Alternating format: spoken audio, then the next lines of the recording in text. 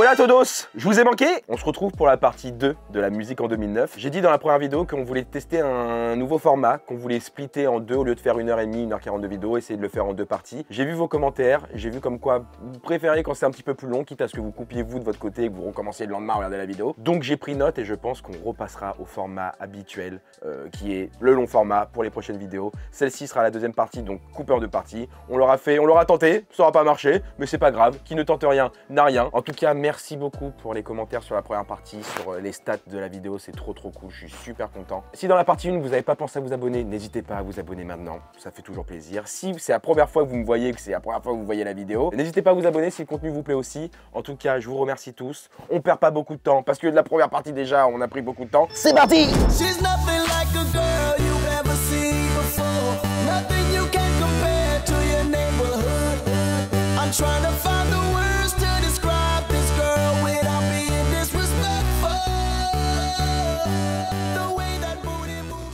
Dans la première partie, on était surtout concentré sur les États-Unis. Donc la pop US, le R&B, le rap, tout ça, très bien. Et excusez-moi de vous décevoir les Américains, mais vous n'êtes pas seuls, il n'y a pas que ça. Et comme on a vu dans la première partie, ce qui cartonne le plus en 2009, c'est la pop. Et surtout aux US, parce qu'il y a plein d'artistes, ça va dans tous les sens, ah, Pitbull, Mais en vrai, on se rend compte qu'au Royaume-Uni, il y a énormément de petits loustiques et de petits loustiquettes qui cartonnent. Et ce qu'il faut savoir, c'est que comme c'est nos voisins, on a un lien assez proche avec le Royaume-Uni, nous la France et le Royaume-Uni. C'est plus les artistes anglais qui viennent en France que nous les Français on s'exporte peut-être parce que nous ça pue la merde, je sais pas. Enfin on constate surtout que les artistes anglais arrivent à s'imposer en France et surtout, moi j'ai fait mes recherches en 2009. Prenons l'exemple de Lily Allen. En 2009, elle sort son deuxième album It's Not Me, It's You. Alors que normalement c'est l'inverse et 95% de la population masculine dit ça pour quitter leur meuf. Ce n'est pas toi, c'est moi. Et cet album va être un énorme succès au Royaume-Uni, aux USA, mais aussi en France, avec des sons comme Fuck You, The Fear ou encore 22.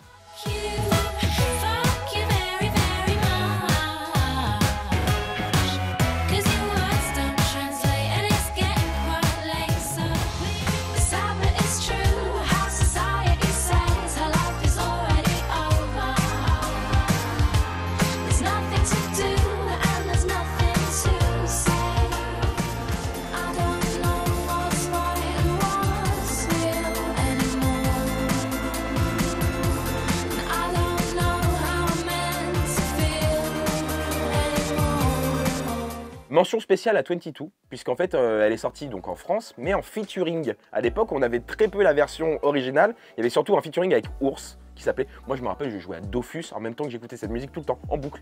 C'était ma période Dofus, c'était donc, quelle année? Qu'est-ce que je suis con moi, 2009,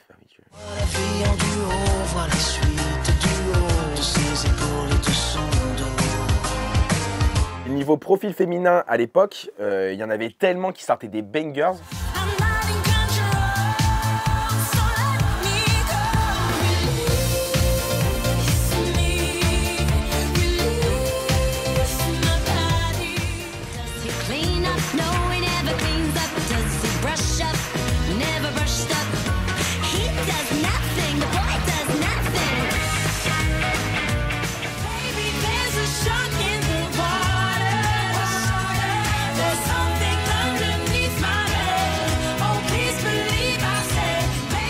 Et en particularité le duo de Ting Tings, et je pense que vous connaissez tous leur son, mais pour une raison, parce que toutes les mutuelles et toutes les banques de France ont utilisé leur son pour leur pub.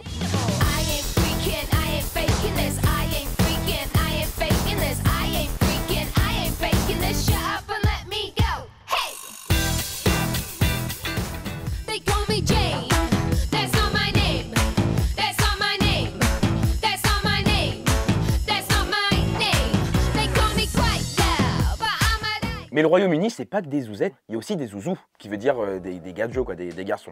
Et il y en a un en particularité qui m'a marqué en 2009. Charlie Winston. Et alors lui, je l'ai mis dans pop anglaise, mais c'est assez particulier comme histoire. Parce que notre cher Charlie, comment je peux le dire? En mode bon, pas facile, qui est un guitariste, compositeur, interprète britannique, qui est né en Cornouailles et qui a grandi à Suffolk. Là, tu peux pas mentir sur ton origine, là t'es anglais mon pote. Et bah vous savez quoi? Il va jamais, ou alors très tardivement, exploser dans son pays. Nous en France, on le connaît très bien Charlie, mais en Angleterre, au début, rien du tout. Et c'est donc le 26 janvier 2009 qu'il sort son premier album, Hobo, qui sort sous le label français Atmosphérique. Donc le gars chante en anglais, il parle très peu français, mais quand il arrive avec son tout premier single, Like a Hobo, le mec devient une star dans notre pays.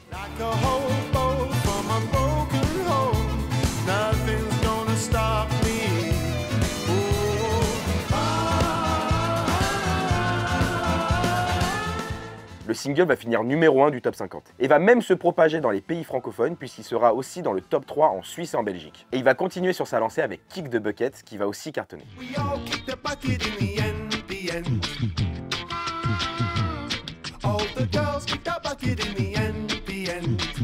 Et mention spéciale à un son que j'adore, que j'écoute encore aujourd'hui, je crois qu'elle est même dans la playlist, qui s'appelle I Love Your Smile, où dans le clip, on peut voir Audrey Tautou.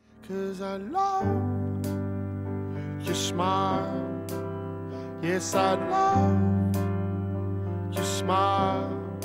Un artiste dans le même style qui va cartonner en France, mais aussi dans son pays natal, donc le Royaume-Uni, l'Angleterre et aux États-Unis, parce qu'il est en featuring avec une grosse star de l'époque qui est Nelly Furtado, c'est James Morrison.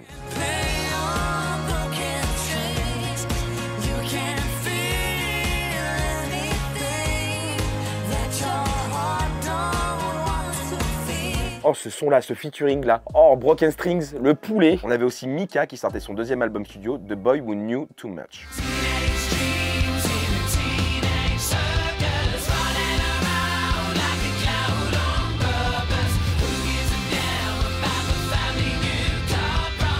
Pour terminer, je voulais mentionner un artiste qui, je pensais, était anglais, un peu dans la pop et trucs comme ça, c'était Michael Bublé. Et en fait, finalement, en faisant mes recherches, et là, comme un con, il est pas anglais, il est canadien. J'étais persuadé que Michael Bublé, il était anglais, genre un peu classe à l'anglaise. Non, il est canadien. Bon, comme ça me permet de le placer. Il sort à Just Wanna Meet You Yet, un truc comme ça, Just Wanna Meet You, cette année-là. Qui était un gros son, hein, et qui est aussi la BO, je crois, de L'amour est dans le pré. Voilà.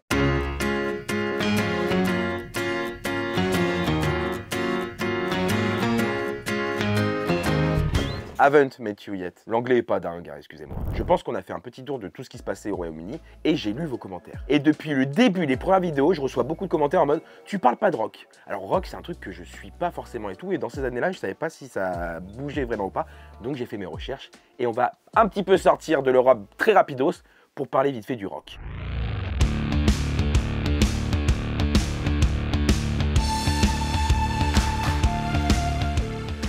Parce que oui, en 2009, la scène rock est encore dynamique. Les cool kids de l'époque se régalent. Le groupe Linkin Park, par exemple, surfe encore sur le succès de leur troisième album, Minute to Midnight, sorti 2 ans plus tôt. Après, pour eux, 2009, c'est surtout une année de studio, afin de préparer leur prochain album. Ils sortent néanmoins un son en 2009, qui s'appelle New Divide, et qui est relié à un film. Parce qu'on avait parlé dans la première partie de Avatar qui sort en 2009, mais il y a Transformers 2, mon frère, qui sort en 2009 aussi. Alors, c'est pas le meilleur, moi je préfère le 3. Enfin, Transformers, Megan Fox, hein. Que ce soit 1, 2 ou 3, Megan Fox. Hein. Megan Fox en 3 ou pas? Elle est dans le 3. Elle est dans le 3 ou pas? Non, elle est pas dans le 3, Megan Fox.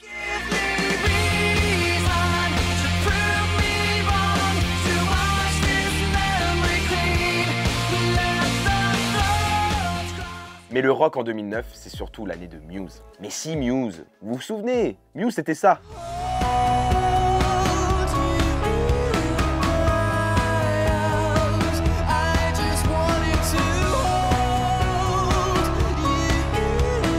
Cette année-là, la bande de Matthew Bellamy sort son nouvel album, The Resistance. Et c'est clairement un gros succès, notamment grâce à Uprising, morceau récompensé dans plusieurs cérémonies.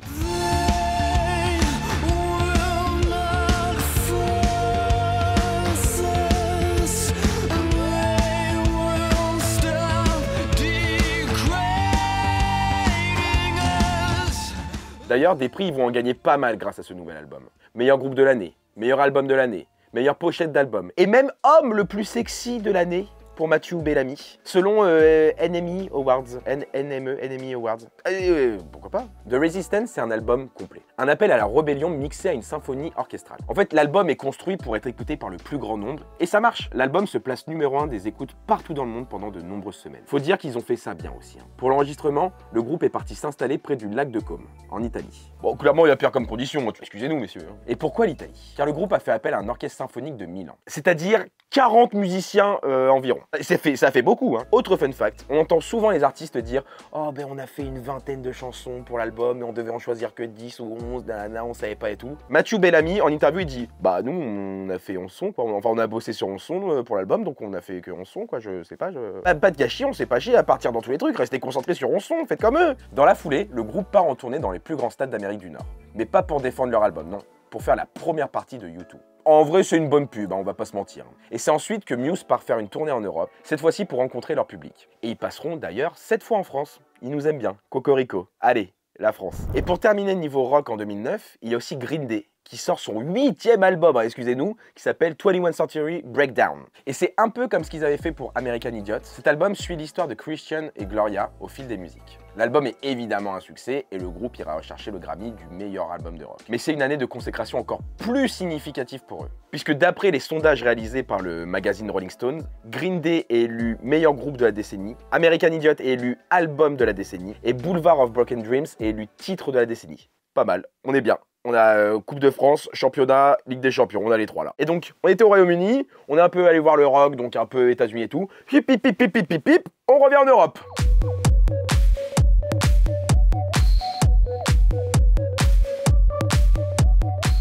Parce que s'il y a bien un style de musique qui a marqué l'année 2009, et surtout en Europe, j'adore faire ça, c'est surtout l'électro. Et d'autant qu'on a été aux premières loges des plus grands succès. Car comme je disais tout à l'heure, tous les hitmakers de l'époque proviennent en grande partie du continent européen. Et je vous propose un truc un peu fun, de faire un peu une sorte de road trip, comme on dit les anglophones, de tout ce qui s'est passé niveau électro dans l'Europe. Et on démarre ce voyage avec la Roumanie.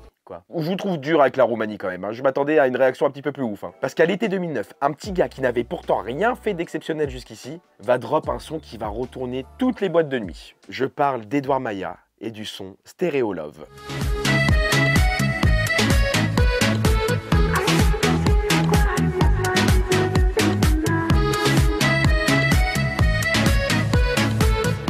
Le son est propulsé numéro 1 en France, en Allemagne, en Espagne, en Italie, partout, sauf en Roumanie. Je sais pas pourquoi. Le mec se placera toujours deuxième des charts en Roumanie, mais jamais premier. Il devait y avoir un Johnny roumain à l'époque qui avait sorti un album, tout le monde était dingue, et Edouard Maya, il a jamais eu son succès, genre il a jamais pu dire « Dans mon pays, j'ai fini premier ». En Espagne, j'ai pu, hein. En Bulgarie, j'ai pu, en France, mais chez moi, walou. Alors dans nos recherches, on a vu qu'il a jamais proposé quelque chose de plus fort que Stereo Love. En tout cas, bravo pour ce son, monsieur. Je le kiffe encore aujourd'hui. On prend maintenant la route. Bip bip. Poète poète. Non, c'est ici. Poète poète. Là, c'est là où on passe le. Et on part aux Pays-Bas. Ah, les Pays-Bas. La terre sainte des platines. Et ils ont vu naître de nombreux grands noms de la scène électro. Et d'ailleurs, ça pourrait être une vidéo à part entière, tellement ils sont nombreux. Hein. On verra. Mais là, on est en 2009. Et les deux noms qui font le plus de bruit sont ceux d'Armin van Buuren et Tiesto. Armin van Buuren ne sort pas d'album en 2009. Mais pourquoi tu nous casses les couilles alors à nous parler de lui? C'est pas parce qu'il sort pas d'album, qu'il se produit pas partout, qu'il tout le temps il est partout le gars. Il est régulièrement écouté par des milliers de fans grâce à son émission A State of Trance. Une émission radio sur laquelle il mixe pendant 2 heures. Et il y a vraiment pas une soirée électro qui passe sans qu'on entende un ou plusieurs de ses sons passer. Alors il squatte depuis des années et régulièrement à la première place du meilleur DJ dans le magazine par exemple, DJ Magazine. Je sais pas pourquoi je rigole, désolé. C'est juste le titre du... On se fait pas chier, DJ Magazine. En gros, Armin van Buuren, c'est le patron, c'est une référence. Par contre, l'autre grand nom en 2009 qui vient de Hollande, comme je disais, c'est Tiesto. Figure emblématique de l'électro, il décide de revenir en résidence au club Privilège pendant quelques mois. En gros, une résidence dans le monde de l'électro, c'est quand un DJ s'installe chaque semaine dans le même club. Ce qui lui permet de bosser et d'expérimenter différentes choses. Et tout ça va le mener à proposer des productions qui sont de moins en moins trance et qui vont se diriger davantage vers de la house en fait. Ce qui l'amène à sortir son 5e album, Kaleidoscope, et qui va l'emmener à faire une tournée de 18 mois je crois. Il va faire 175 dates. Solide, c'est solide.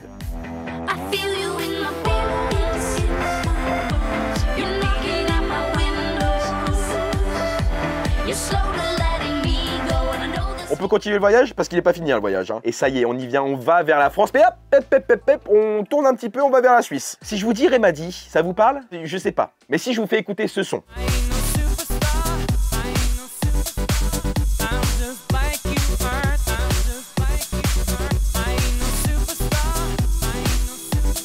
Eh bah oui, c'est suisse. Ouais, mais si vous vous en rappelez, c'est suisse. C'est sûr qu'à la première écoute, on visualise plus Ibiza que Genève. Mais c'est suisse, moi je vous le dis. Bah, croyez-moi au bout d'un moment. Eh bah oui. Et il nous sort ce tube planétaire en 2007. J'ai dit 2007? J'ai dit tube planétaire? Ah, je me suis trompé. Parce que, enfin non, je me suis pas trompé au niveau de la date. Parce que oui, il sort vraiment en 2007 et le son est un flop total. Personne n'écoute le titre. Hein. Alors pour l'instant, le titre No Superstar, bah il porte bien son nom. Sauf que va savoir pourquoi. 2 ans plus tard, genre donc 2009, bah le son il commence à sortir au Danemark. Les Danois, ils aiment bien, ils commencent à danser, ils sont là, flucht, je sais pas parler danois, je suis désolé. Est-ce que c'est raciste? Je sais pas. Mais ils commencent à kiffer. Et puis, au bout d'un moment, ça commence à grimper dans les charts au Danemark. Et il n'y a plus que le Danemark au bout d'un moment. Ça commence à envahir tous les pays, la Belgique, donc la Suisse, la France, tout le monde commence à danser sur No Superstar. Le rythme est bon, il continue à marcher, tranquillou. Il sortira un autre son que j'aimais beaucoup à l'époque, qui était Give Me a Sign, qui marchera aussi super bien en Europe.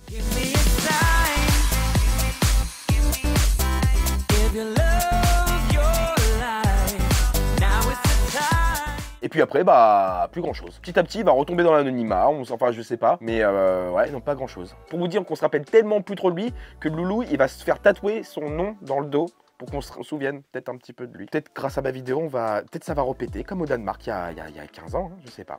J'espère pour lui. Ça y est, nous y est. On a terminé notre voyage et on pose nos bagages en France. Cocorico, ma France. Je sais pourquoi j'ai fait ça, je suis un ouf moi. Et comme vous vous en doutez, on va parler du GOAT, le GOAT. Mais avant, est-ce que vous vous rappelez de ce son?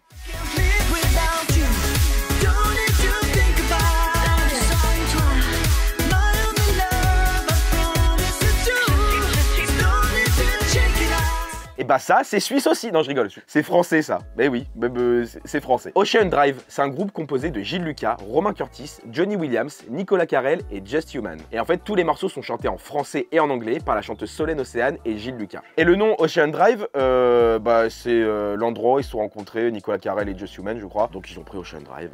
C'est pas le truc le plus zinzin de la vidéo. Si vous voulez récupérer l'info et en parler lundi au boulot, allez-y. Mais dites pas que c'est moi, vraiment. Parce que Ocean Drive, ils ont aussi fait Some People.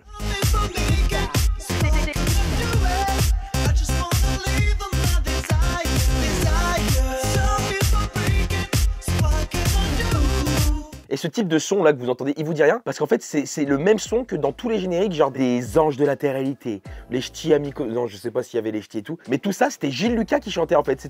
C'est eux qui produisaient les chansons de la Terre-Réalité. Donc c'est pour ça que ça nous dit un truc quand on entend ces sons de l'époque d'Ocean Drive.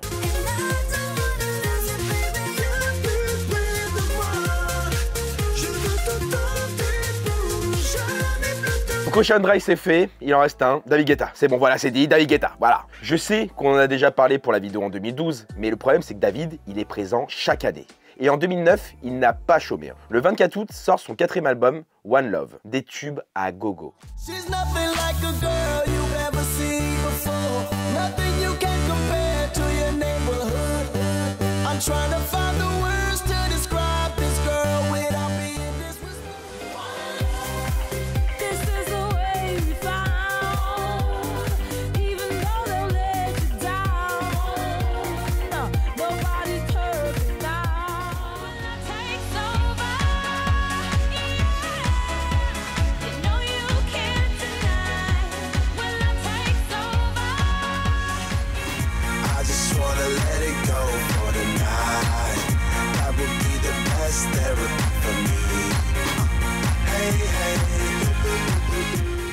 Oh! Laisse-en un peu aux autres, David. Ça va pas ou quoi? T'es complètement crazy? Honnêtement, je peux pas croire que dans les extraits qu'on a mis là, vous connaissez pas un son. C'est impossible. Le monde entier connaît les tubes de David Guetta. Et puis encore une fois, il n'invite pas n'importe qui sur cet album. On avait vu qu'en 2012, il avait invité toutes les stars qui existaient de la planète. Mais en 2009, pour cet album, il n'invite pas n'importe qui non plus. Hein. Akon, Kid Cudi, Estelle, will.i.am, Neyo, Kelly Rowland. Encore une fois, c'est les galactiques du Real de Madrid. Il y a Ronaldo, Zizou, il y a tout le monde là. Tout était réuni pour que cet album cartonne. Et bah, ça a pas raté. Le jour de sa sortie, l'album se classe en première place dans 17 pays simultanément. En quelques mois, l'album est certifié diamant en France et diamant dans le monde. Plus de 1,5 million d'exemplaires vendus. Il s'agit de l'album français le plus vendu dans le monde en 2009. Et c'est encore le plus grand succès de David Guetta ce jour. Ah, et puisque ça suffit pas, on l'a vu dans la première partie, mais c'est lui qui a permis de produire I Got a Feeling dans l'album The End de Black Eyed Peas, qui est un peu le tube planétaire de l'année 2009. Donc bravo David, c'est très bien David. Tu rends fier la France David. Côté récompense, on peut noter quand même qu'il est le premier artiste français à réussir à placer 2 singles à la première place des ventes au Royaume-Uni. C'était tellement une réussite que la SACEM elle-même l'a appelé pour le féliciter. C'est comme si moi, demain, il y a YouTube qui m'appelle et qui me dit « Ouais, bah c'est pour te dire que la musique en 2012, ta vidéo, elle est super cool. » Ah ouais, c'est vrai? Ah bah merci boss, ça fait plaisir. C'est cool pour l'ego, hein,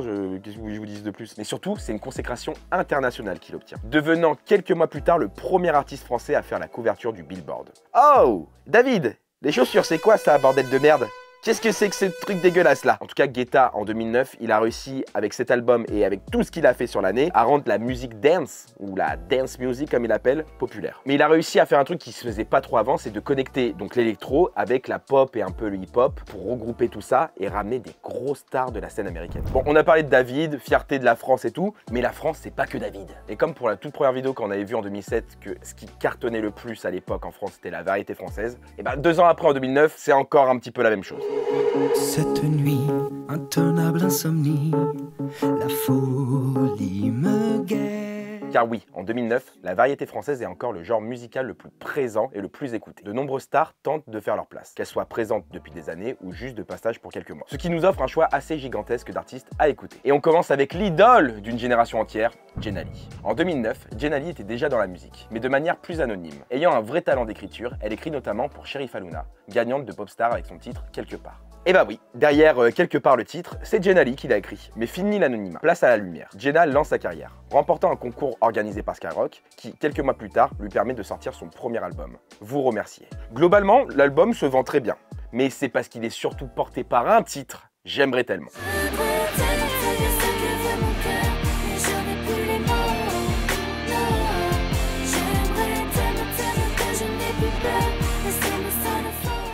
Pour que vous vous rendiez compte du carton de ce son, c'est que le son J'aimerais tellement a été placé numéro 1 du top 50 dès la première semaine, sans aucune pub, sans aucune radio, sans aucune télé ni rien. Comme ça, c'est une performance lunaire. Jenali est portée par le bouche à oreille d'une génération entière qui se prend J'aimerais tellement, mais en plein dans la gueule quoi. Et avant la sortie du disque, le clip va comptabiliser plus de 4 millions de vues. 2009, 4 millions de vues, c'est énorme. Alors moi personnellement j'étais au collège, je sais pas si c'était au lycée pareil et à l'école primaire, je sais pas trop et tout, mais en tout cas au collège, à elle toute seule avec ses sons et son style tout ça, elle a lancé un style un peu émo qu'on retrouvait beaucoup chez les meufs qui commençaient à kiffer tout ça et tout. Elle reproduisait son style et je trouve ça dingue alors qu'elle part de nulle part, c'est peut-être pas non plus une grande star. Je trouve ça énorme qu'à l'époque il y a eu autant d'impact. Et fun fact si vous voulez, elle s'est lancée sur Twitch en 2023, c'est une collègue. N'hésitez pas vous aussi à vous abonner à Twitch, hein, on est sur Twitch très souvent donc n'hésitez pas. Et elle avait annoncé lors d'un live d'ailleurs que J'aimerais tellement était une chanson composée pour déclarer son amour à Orelsan. C'est une information que j'avais vue dans une des vidéos de Seb, donc n'hésitez pas à voir la vidéo de Seb, mais en tout cas elle en parle dedans. Et pour Orelsan, on en parle après, pour le moment, on n'y touche pas. Bon, et du côté des pop stars qui sont installés et qu'on écoute régulièrement, il y a qui? Bah par exemple, il y a Zao qui continue de surfer sur le succès de Dima, sorti 1 an plus tôt.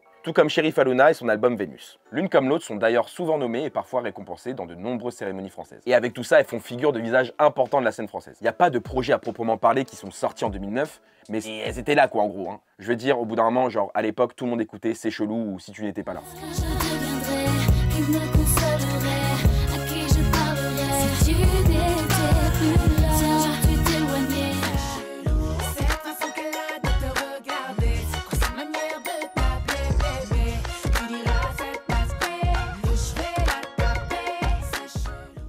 Rapidement aussi sur Superbus qu'on avait vu en 2007 mais qui en 2009 sort aussi un nouvel album, Lova Lova. Et si vous vous souvenez pas, Superbus c'était ça.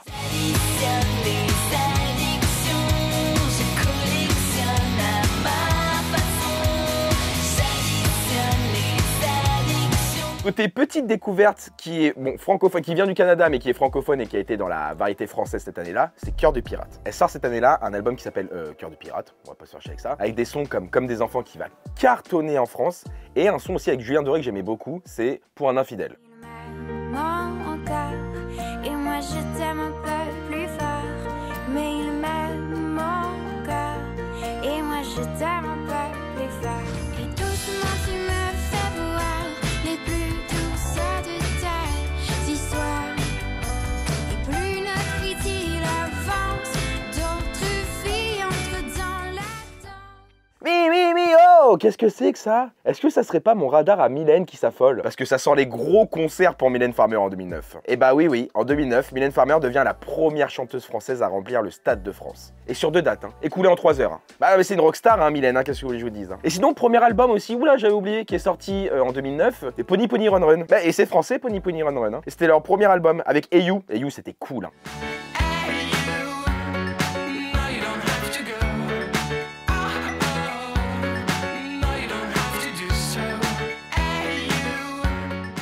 Enfin, pour finir avec les sorties d'albums importantes en 2009, il y a Christophe Willem, notre Cricri qu'on avait vu en 2007, qui est de retour. On avait parlé un long moment en 2007 de Christophe Willem, comme quoi c'était un énorme succès. Et donc il revient en 2009 avec son deuxième album intitulé Caféine. Et il y a des sons qui sont plutôt cool et qui ont cartonné à la radio, comme par exemple Berlin.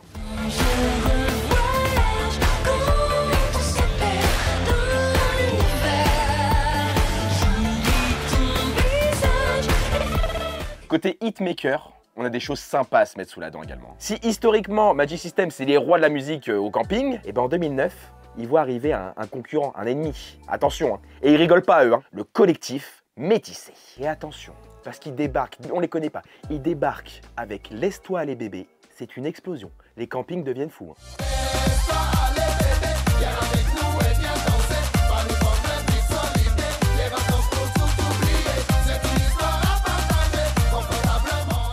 Tout le monde devient fou dans les campings. C'est quoi ce banger? Je ne peux plus m'arrêter de danser. Dose, Sylvie, dose. Et vous savez ce qui est encore plus fou dans tout ça? C'est qu'ils ont été nommés 2 fois d'affilée révélation de l'année. Collectif Métissé. Hein. Genre, il y a des gens, c'est en mode. Alors, moi, j'ai une révélation dans l'année. Un groupe incroyable, c'est Collectif Métissé. D'accord, ok, bah, très bien. Qu'est-ce que je te dis? T'aimes pas la musique en fait, toi, non? Après, je tiens à mentionner quand même que Magic System 2009, ils sont toujours là. Ils sont là tous les ans. Et ils étaient encore là, avec même pas fatigués. C'est pas leur plus gros son, mais on peut noter quand même que dans le clip, il y a Ribéry. C'est quand même cool, hein, pourquoi pas. Donc, le son, oui, il a marché comme tous les étés, hein, de toute façon.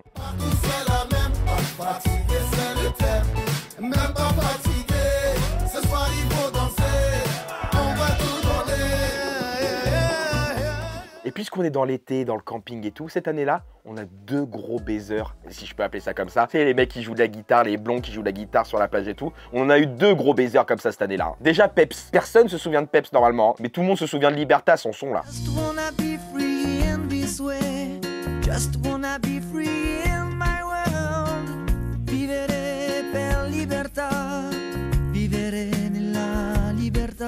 Et le deuxième, c'est Tom Frager. Parce que c'est pas les mêmes, hein. Pour les gens confondaient quelquefois et tout, mais c'est pas les mêmes. Hein. Et vous savez quoi, Tom Frager? Il est sénégalais. C'est pas une blague, hein. Il est né à Dakar. C'est pas une blague, je vous jure. Et lui, il a sorti le fameux son Lady Melody, qui est une chanson qui rentre un petit peu trop dans la tête. Et en 2009, elle me cassait déjà un petit peu trop les yeux coups. Elle est dans ma tête, elle ne m'abandonne jamais. Bah tu m'étonnes, on n'en peut plus. Arrête ça tout de suite, je vais te la foutre dans le tube, la guitare. Moi je te le dis, hein, mon pote. Hein. Elle est dans ma tête, elle ne m'abandonne jamais. Je la trouve encore plus belle quand elle s'habille en reggae.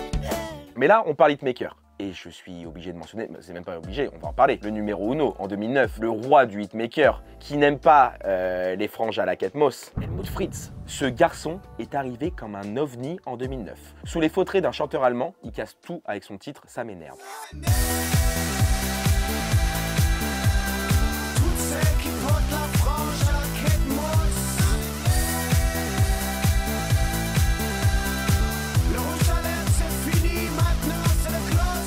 Plus de 500 000 ventes sur un morceau qui se veut parodique. Et bah bravo mon pote. On est un peu dans la même lignée de ce qu'on disait sur la musique en 2007 avec Fatal Bazooka qui était un truc parodique, Kamini qui se foutait un petit peu de la gueule aussi. C'est 2009, ça bouge pas. Le mec numéro 1 en France, bah, c'est un mec qui a un personnage allemand qui parle comme ça.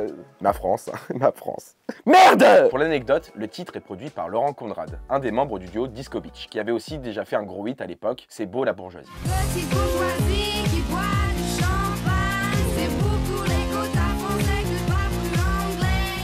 Mais après tout ça, on n'a plus trop entendu parler de lui. Si, je m'en rappelle, pendant le confinement, il avait fait un Ça m'énerve spécial confinement 2.0 où il était revenu et tout. Pourquoi pas? Mais sur le moment, il était en mode, oh Helmut, ça fait plaisir de te voir. Reviens pas, hein, mais ça fait plaisir de te voir. C'est juste, tu nous avais manqué. Mais pas non plus à ce que tu ressortes un album, loulou. Hein. Et enfin, pour conclure la partie variété française, j'étais obligé d'en parler. Ce sont mes chouchous. Ce sont mes préférés. 2009, j'avais l'album. Oh, je m'en rappelle, j'avais l'album, j'étais comme un dingue. Tous les sons étaient bangers. Les gars, vous savez de qui je parle quand même, s'il vous plaît. Oh, Mozart l'opéra rock. La comédie musicale qui rend hommage à la vie de Wolfgang Amadeus Mozart est un raz-de-marée qui écrase tout sur son passage. Le succès est si grand que le spectacle part en tournée quelques années plus tard en Russie et en Asie. On estime à 1,4 million de spectateurs ceux qui ont eu l'opportunité de voir le spectacle de leurs propres yeux. Produit par Dovatia et mis en lumière lumière surtout par le duo Michelangelo Loconte et Florent Mott. La comédie musicale va sortir un album qui va produire que des bangers.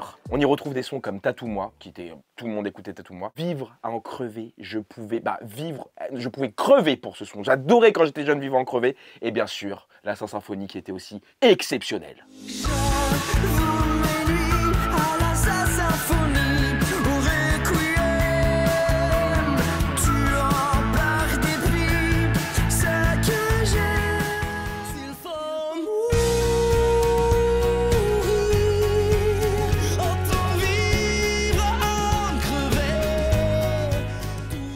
Franchement, il y avait eu Le Roi Soleil à l'époque qui m'avait quand même marqué, qui était pas mal et tout. Mais c'est une comédie musicale, un truc qui pourtant, moi, à la base, j'étais en mode... Bon, ok, là, vraiment, les sons, ça a touché tout le monde et c'était une dinguerie. Je pense que les sons ont eu un énorme impact sur le fait que les gens ont envie de voir le spectacle. Honnêtement, tout était incroyable. La mise en scène, les décors, les costumes, tout ça et tout. Moi, ça m'a vraiment marqué à l'époque. Et puis, bah, j'ai l'impression qu'on est bien niveau variété française. C'est déjà pas mal. N'hésitez pas si vous vous rappelez d'un son ou d'un truc comme ça en 2009 de variété française qui est sorti, que moi, je m'en rappelais pas du tout. Mais en tout cas, je pense que j'ai fait le tour. Et j'ai l'impression là que depuis le début, j'ai un peu les mêmes propos que pour 2007 parce qu'en fait, c'est quand même assez court. En 2 ans, il n'y a pas eu une énorme révolution. Et que ce soit pour la variété française, comme je disais, et pour le rap français, ça n'a pas beaucoup changé. Et si vous vous rappelez de ce que j'ai dit en 2007, c'est que le rap français en 2007, il y a quand même des trucs cool, mais c'est pas aussi mainstream, c'est pas aussi développé qu'aujourd'hui, ou même dans les années... En 2012, ça commençait à bien se développer, hein. Mais 2009, c'est encore un peu kéblo. Et donc, niveau rap français, je vais faire très simple. Je vais prendre un mec qui arrive et une meuf qui se barre. Oh, c'est le retour de la légende de Jimmy, même si je peux craquer à tout moment comme les jambes de Djibril.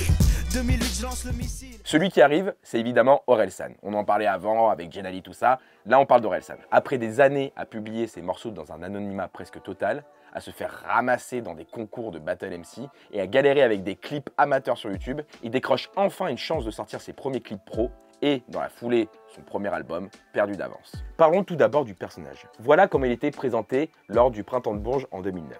Revendiquant ses 14 ans d'âge mental, ses humeurs de cancre assis au fond de la classe et son mental de puceau frustré, Orelsan a tout pour agacer les bien-pensants. Pas mal, bah c'est gentil, merci, ça fait plaisir, bien résumé, merci, c'est moi.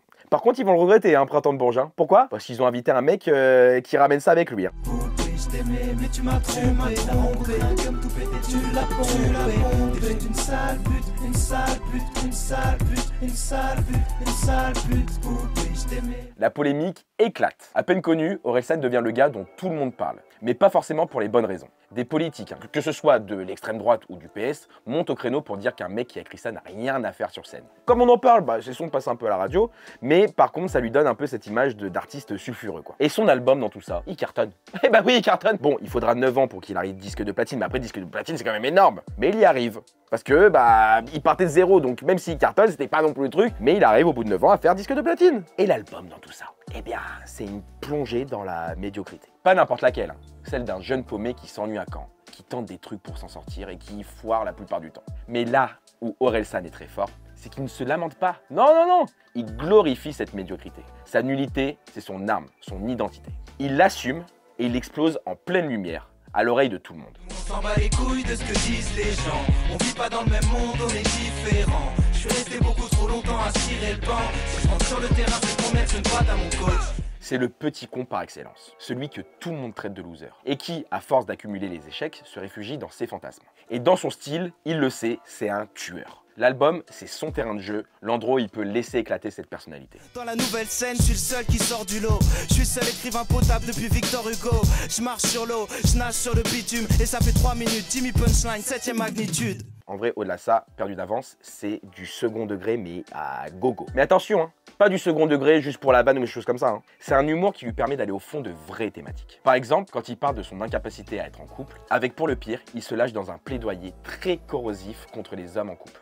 Il critique, il ironise, mais en même temps, il s'inclut dans le lot avec autodérision. Là, c'est pas juste « regardez comme c'est nul, bébé ». Là, c'est plus « regardez comme c'est nul, bébé ». Mais je suis pareil. Et c'est là toute la force du truc. Pas te mentir, je suis pas vraiment ton prince charmant. Si tu veux bien sortir avec moi, c'est pour le pire. J'ai rien à t'offrir à part des mauvais souvenirs. Ça sera peut-être pas tous les jours la fête, je suis qu'un homme. Orelsan, c'est ce mec qui te balance ses travers en pleine face sans aucune retenue. Mais il n'est pas tout seul en 2009. Hein. Pendant qu'il débarque sur le devant de la scène, une autre figure emblématique, elle, s'apprête à tirer sa révérence. On parle bien sûr de la reine du rap français, on parle de Diams.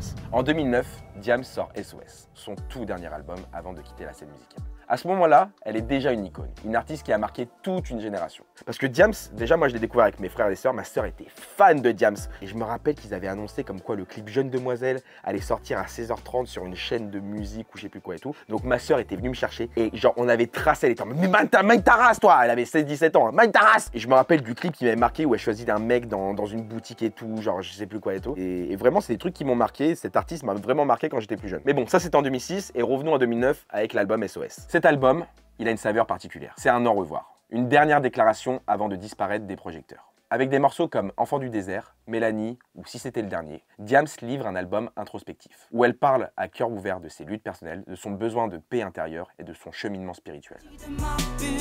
J'ai pris le temps de regarder l'Afrique et de contempler la lune. Cette société n'est qu'une enclume. J'ai couru après le fric qui taille laissé ma plume. Ils ont dit que j'étais morte, ils ont dit que j'avais péri. Je vous réponds que je suis forte, que je suis guérie. Ils ont dit que j'avais pété les plombs, pas là pour leur cirer les pompes. Désormais seul mon public compte. La lumière, les aveugles, ils peuvent dire ce qu'ils veulent. Mais ne croyez pas qu'elle a perdu son côté combatif. Même avec un ton plus apaisé, Diams, ça reste Diams.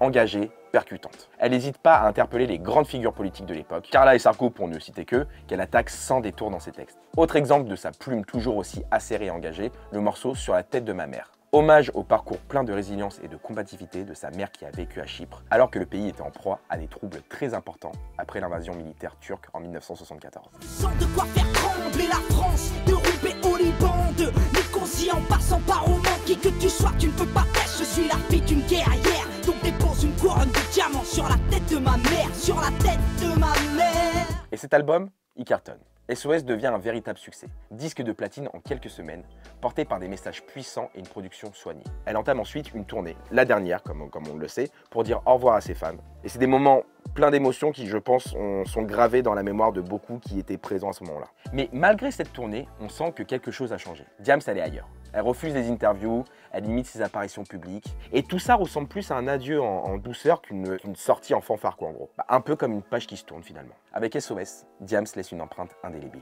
Cet album, c'est juste un rappel de tout ce qu'elle a apporté. Des textes sincères, des engagements forts et une voix qui a su parler à toute une génération. Mais c'est aussi une leçon. Parfois, il faut savoir partir pour se retrouver.